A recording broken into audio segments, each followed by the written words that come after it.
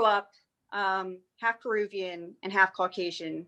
And so I wanted to ask if have you felt in this industry or growing up that it was ever a little, I guess that this was something that I recently like opened up to my mom about because we were watching Selena on Netflix. And it was, I told her, I felt growing up that I was told that like I wasn't Spanish enough, sometimes, or like, no way, you're not Spanish, or like, you don't look Peruvian. And I kind of just like listened to kids, and went, okay, I guess so, because I didn't have a large connection to like my father's side of the family growing up for a long time. So I bring that up though, just to ask, like, have you ever felt similarly, like growing up in Hollywood, or like boxed into either one of like two labels, or feeling like you had to prove you were something to others? 100%. I do find it's a double-edged sword.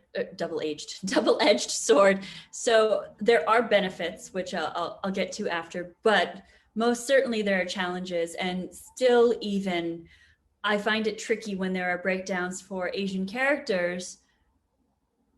I find so often I'll go for it, and maybe when someone glances at my picture alone, they'll be like, oh, she's Asian, but you put me next to all of the other Asian actresses and they're like, oh, she doesn't look Asian enough. And especially if the role is something where it's like the character is in China, or she has a Chinese accent, or her Chinese culture is a part of the story.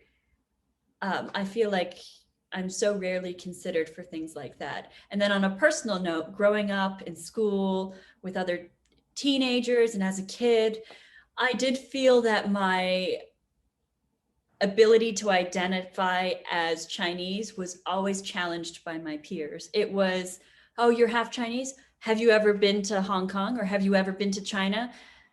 Thankfully, after my later years, I had been, but it was, do you speak Chinese? And I don't. I grew up in a small town, and my dad tried to teach us. It didn't stick, I guess. And so I don't speak Chinese. And immediately it's like kind of brushed off in their mind as being truly Asian. And then it's like you need to say other things like, but I practice Chinese martial arts. I eat these foods. I know what this means.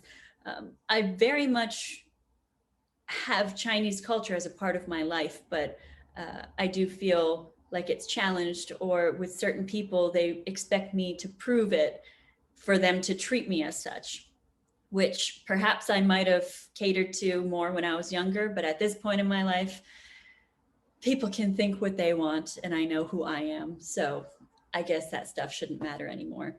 But again, on the flip side, some of the benefits are that for casting breakdowns where, and I feel like the trend is more this way now, they want mixed ethnicity, or they want ethnically ambiguous because the character isn't about that.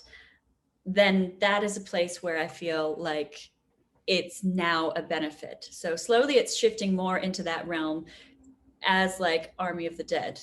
The cast kind of could have been interchanged as any character, even though there's a German actor, an Indian actress, a French actress. We could have been interchanged in the different roles, and it wouldn't have mattered because our accents and our cultural identity and our genders and our races were not built into the character. The characters were themselves, and they could have had a multitude or a varied traits when it comes to that. It was about the task at hand and their personalities, which I feel like it should be, unless it's a movie about cultural identity.